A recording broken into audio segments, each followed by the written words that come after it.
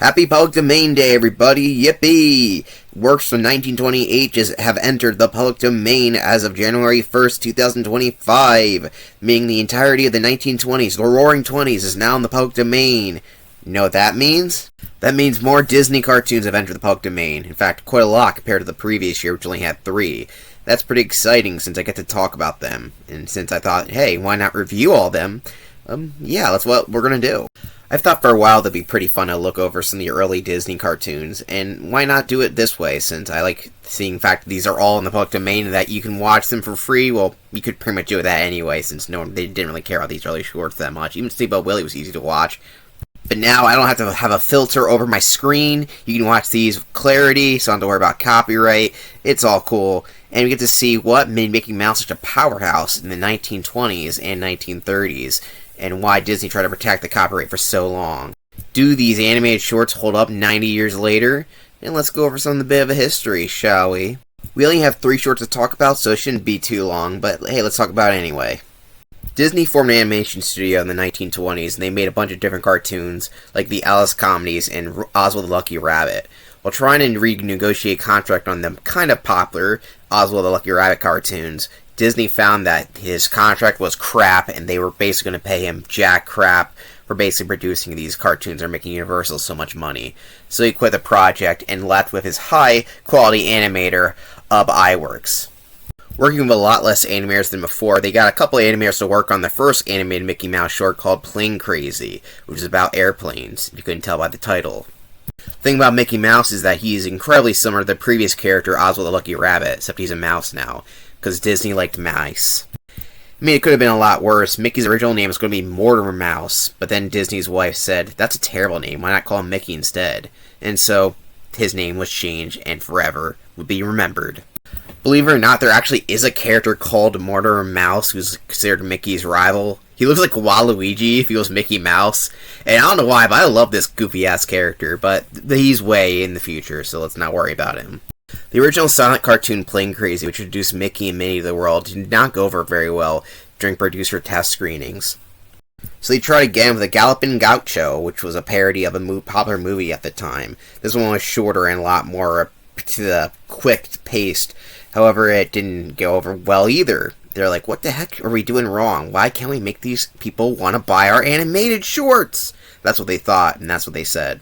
But the third time was the charm, because that's when they made Steamboat Willie. What was the difference between this cartoon and the previous two? Synchronized sound. At the time in the 1920s, sound pictures were becoming a big thing. And people like sound. Animation really didn't have sound at the time. They were all silent. And so they thought, hey, why don't we mix in the sound with the actual animation by actually having the characters move to the music and have sound effects that are unique to the animation. Because this was never really done before, it was a time-consuming process and cost a lot, but Disney had banked on this idea. If not, the studio would have went bankrupt before they even got a short out to producers and studios and crap like that. Though it did end up working, as the test audiences loved it, and it ended up becoming an international sensation. Everyone loved this quirky mouse and his animal abusing thing, even though he is an animal, abusing other animals, I guess. He's kind of weird that way. And due to the success of the synchronized sound of the cartoon, they went back to the previous 2 cartoons and released them, but this time with sound. So now that you know the history behind the characters, let's go over each cartoon. I'm going to start with production order because it will explain the cartoon's designs better that way. The first Mickey Mouse short ever produced was Plane Crazy. This short was allegedly animated entirely by Iwerks himself, which is kind of insane to think about, since it is pretty impressive if it's just one guy. Especially these crazy 3D shots they keep doing, which are pretty cool, you know, they do loop a lot. During this part in history, flying planes was all the rage, especially since one guy that Mickey idolizes flew across the Atlantic Ocean. Here he is. He's Lindy, apparently. And Mickey decides to put on a crazy hairstyle to try to emulate him. Look at that face. Jeez Louise. Speaking of which, Mickey has a pretty interesting design, slight variations in this cartoon. For one, all the title cards of Mickey and Minnie wear outfits that don't even resemble how they look in the cartoon. For one thing, Mickey's eyes are separated from his, what do you call that? What do you call it? His, muzzle or something like that, which is kind of weird looking. As well as the fact that his pants have stripes on them, which you never see in the actual cartoon. As a fact, he's also holding a cane and a hat, which he doesn't use a cane, and he very rarely wears a hat. Minnie, on the other hand, early on has polka dots on her dress, which would become the standard, but aren't seen in the actual cartoon themselves, as well as the fact that she has a hat, which she occasionally wears. But her weirdest design choice here, is that she has like a bra on instead of the actual shirt, which is kind of weird. Is that really supposed to be coconuts or something? It's kind of an odd design choice, if you ask me. Despite wearing gloves and shoes in the title card, Mickey doesn't wear any in the actual cartoon. He's bare naked there. Bare Naked Ladies. Is that the name of a band or something else? I don't know. It's a weird name anyway. One thing you also notice is that Mickey has like eyebrows there, I guess. It looks really jarring. Doesn't look right at all. But beside all that, Mickey Mouse's design is pretty spot on to how he looks in his classic appearance, which is, I think, a pretty great design after all. I mean, come on, Sonic the Hedgehog was inspired by this design, so you gotta like it. So Mickey's kind of in a barnyard, a bunch of other barnyard characters, and he's trying to fly to like his idol there. I forget his name already, Lindy. And he's like, it's a dog, just go inside a plane here. It's a pig to twirl it up. The pig has his ears too, apparently. But it ends up being a disaster as a plane crashes. But that's okay. Mickey sees his automobile and thinks, yeah, I'm gonna use that as a plane. One thing I really like about these early cartoons is that Up Iwerks is great when it comes to like movement. Like the way he is able to morph different things and animation is always fun to see. Seeing Mickey morph his plane, his little car into a plane is very entertaining and it's very satisfying to watch. What isn't satisfying to watch is Mickey literally sees a turkey here and decides the best thing is to grab all of its tail feathers for his own tail fin. Poor turkey. This is the first time we see Mickey abusing an animal, unless you count that dog from earlier. Very quickly we see Minnie Mouse, who's lacking her hat and bra that she wore in the opening. But yeah, there she is. Mickey decides that, hey, you want to take a flight with me? He does this originally a silent film, he does a gesture, but Minnie actually talks to him in the sound version. The sound's kind of distorted, so it's kind of hard to say what she says, but what she says is, "Who, me?" In case you're wondering who's doing her voice, it's Walt Disney. They didn't have any voice actors at the time, so he did all the voices, which ended up being the reason why he voiced Mickey Mouse as the first voice actor. That's kind of funny, isn't it? Unfortunately, Mickey's new automobile plane doesn't go too well, as it flies out of control and almost hits this cow, which may or may not be Clarabelle cow. I do not know. We then get the 3D perspective that we saw later in the short, which Up Iwerks was pretty good at for the time. We go right into the udders, too. Jeez Louise. There's a lot of udder humor here. Like, Mickey grabs onto the udders and it squirts milk at him twice. Like, jeez Louise, is that Walt Disney fetish? Who knows? There's a gag I like. Mickey's trying to get back on his plane, but then he realizes if he pushes the tail of the cow, he can jump onto the plane. Pretty nifty of Mickey. One of the things I don't understand about this cartoon is that the fact that once in a while the screen will have like a circle around it, like we're looking through it in like a magnifying glass or something. This happened in the beginning too. I do not know what the point of the circle is. Are we looking through a lens or something? I don't really get it. Yeah, can't someone help me with that? I don't get it. Unfortunately, the plane is still going crazy. After all, this is Plane Crazy, and the short is Plane Crazy. If you didn't get my pun, the second plane was P-L-A-I-N, so P-L-A-N-E.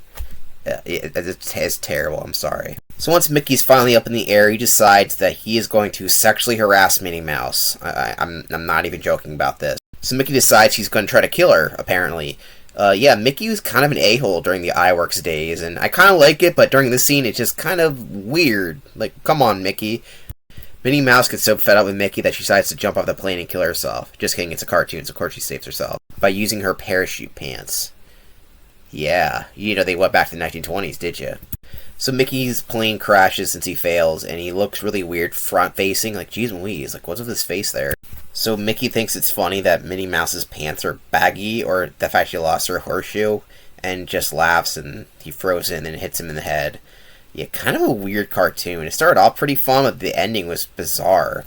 I can kind of see why they didn't want to pick this up. The ending is kind of beat. Has some pretty good gags, but overall it's a little messy in some areas. The sounds they added later definitely helps it, because I imagine this not working as well as a Sonic cartoon. But yeah, overall, it's good, but it's not the best animated cartoon in the world.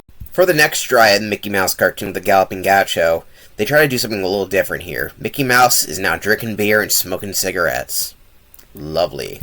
This short was actually a parody of a recent film called The Gaucho, starring Carl Fairbanks, who was a popular movie star at the time. In this short, Mickey finally has his shoes on. He looks slightly more Mickey-esque, but he still has the weird dislocated eyes.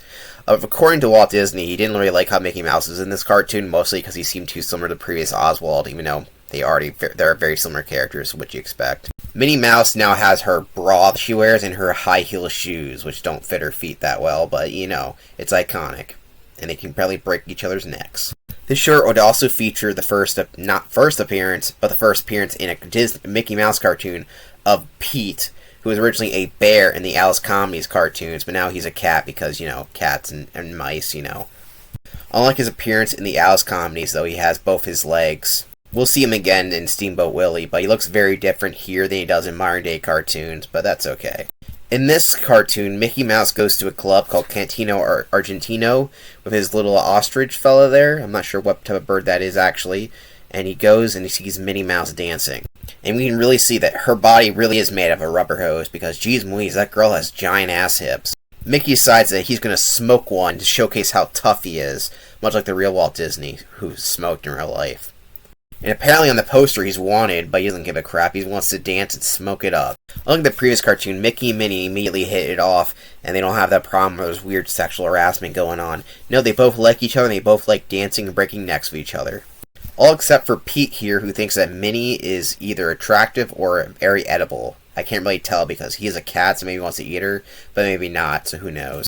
The rest of the animated short is a pretty okay chase scene where Mickey gets his ostrich, who is drunk, to try to go after Pete and his donkey. This one has a lot more repeat animation and not as many dynamic or unique angles like the previous one, so it feels a little cheaper and honestly nowhere near as good, but it's also kind of charming, so I can't really hate it. When Mickey needs to get his ostrich to get up, he puts it in a giant bat? Was that what it's called? A bat? That doesn't make no sense. A giant bucket of starch, which makes it go erect like a dick. Okay. Mickey then has to go to the house, and how does he get in there? The door's locked? Why? He stretches out his tail and makes it a lasso. What else would you do? So you think he's going to climb with his own tail, but instead of doing that, he takes out a crank and starts cranking himself up, because that's how that works. It's so bizarre that I kind of love it. It's not what you expect him to do, he just pulls out a crank, but I love it. So Mickey and Pete get into a fight, and then Mickey loses his pants, but then they're put back on. Like, what the hell happened there? If you didn't notice, Pete literally stabs him in the pants, and you miss it for a second, and then you're like, wait, why is Mickey naked for there? It happens so briefly. You barely see him put on his pants and put them back on. Like, geez Louise. One of the strange things during this sword fight is there's a spot on his belly there, and it's a belly button that comes off, or is it a ring? I do not know what that is. Like, why does that happen? I thought it was weird that he had a belly button, but is it like a piercing? Is it a belly button ring? Well, what is that? I don't know. It just goes back on and off, and he seems mad that he played a fit, I guess. Hey, one other inappropriate joke. Mickey's sword goes limp. Yeah, you're gonna check that out. You know, Mickey, I heard there's a pill to fix that problem. So, of course, Mickey saves the day, what you expect for him to lose, and he and Minnie share a kiss. However, they struggle to kiss because they're on an ostrich. So how do you fix that? By making your tail a spring, of course, and becoming rabbits. And, yeah, that's the end of that cartoon. Galloping Gaucho, or the Galloping Gaucho, or Gaucho, I don't know how to say that, I'm probably messing it up, but do I care? No. This is an alright cartoon, though it definitely is the weakest one, so it doesn't have that much standout compared to the other ones, or the fact that Mickey Mouse smokes some cigs and drinks. Other than that, it's alright. But now we're on to the star of the show, the first officially released Mickey Mouse cartoon, but third made, Steamboat Willie.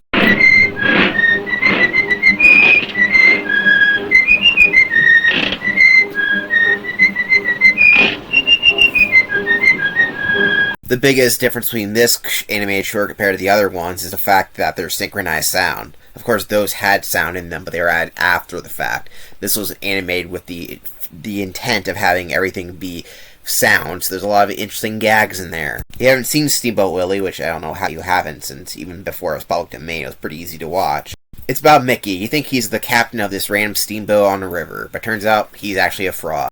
His boss, Pete, is not happy with him taking control when he was absent, and he pulls his stomach apart. This act also makes Mickey's hat magically go away. Who knows what happened to it. I like the opening of this cartoon because it basically gives you the perfect personality synopsis of Mickey. You think he's always a cool captain, but he actually was just a fraud. And then he gives his boss a tongue sticking out when he's looked behind his back. He's a little trickster there. He's got a little edge to him. You gotta love it.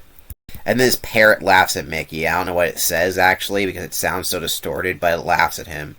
I don't think his parrot ever comes back in any other cartoon, just here, and Mickey hates him. So much he throws a bucket on its head. That's Mickey's second attempt at animal abuse. When Pete's by himself, he likes to have himself a bit of chewing tobacco, which of course looks very delicious. Just kidding, it looks like absolute crap. But it does have a message to tell kids not to use chewing tobacco because it might go in your face. And that's a good message. So I don't know what this Steamboat is really doing, because it seems like they're picking up a bunch of random stuff, like random farm animals, which is a running theme throughout these cartoons. Like, yeah, here's a cow, I guess. And they do the same milk gag, because every time there has to be a milk gag. And this cow, like I said, may or may not be Clarabelle cow. I do not know. Anyway, the cow can't fit for the hoop because she's too skinny, but Mickey has a perfect idea. If he feeds a cow, they become fatter, and then get the cow onto the boat, the Steamboat Willie. But it seems like they left Minnie Mouse behind, who's, I guess, a traveling musician now, I guess. Mickey decides to use his crane skills in order to get her on the boat. So the beginning of this short is just a bunch of setup for what the setting is and all the unique little characters we're going to see. Because the rest of this short is just Mickey fucking around with musical instruments. When I say musical instruments, I mean animals. Seriously, the rest of the short is just Mickey playing instruments and fucking with random animals to the beat of the song, which is called Something in the Hay. I don't know. I didn't get a chance to see it because this Go everything. Yeah, this Go ate all of Minnie Mouse's musical equipment, which makes Mickey mad. But he comes up with a clever solution. The crane's a little bashful and decides to help Minnie with her dress there. What a nice crane. You see, the goat now has all the music inside of him, so if you just crank its tail, you can play. It plays music. That's neat. So this gives Mickey the urge to play from pots and pans to the music, using his tail and all sorts of equipment. And one thing I gotta say is that Mickey sometimes doesn't have a tail, and sometimes he does. I prefer him with a tail, but that's just me. So after Mickey's done playing with the washboard, he decides that this cat would be a perfect musical instrument by pulling on his tail and then swinging around his head like a sociopath. Like, what are you doing there? Jeez Louise, and then it throws it off the boat, and then he grabs a goose and starts stretching its neck in agony. Mickey just loves to torture these animals on this boat. He even finds a mother pig and he's like, I'm gonna fuck the little piglets who are just trying to nurse from their mom. He then dumps him off the mom and violates her by touching her nipples. This scene was so graphic they actually banned it for a while. It is really weird to see, like, what the fuck's going on here? This is in the first Mickey Mouse cartoon. Mickey touches nipples. At least his cow seems to enjoy Mickey playing on it. This is fine, you know. Mickey's not abusing this cow. Cow seems pretty happy, and it makes a nice little instrument. The one person who doesn't like this is his boss, P, who says, go back to work, you little mongrel. So the short ends with Mickey peeling potatoes, because, you know, that's what he's supposed to do. Now, Mickey, he's really bad at peeling potatoes, because he takes a giant potato and makes a little crumb out of it. Like, come on, Mickey, look how much good potato skin you're just peeling off there. It ends with him throwing a half-peeled potato at the parrot who was laughing at him, and Mickey's happy, because he loves the torture of animals. This anime short is really fun. It's very classic. It's very well animated, and the only problem I have is that it is really weird to see Mickey abuse random animals, but at the same time, it's kind of fun to see. This is something you would not see this character do nowadays, so it's kind of fun to see him do it back then.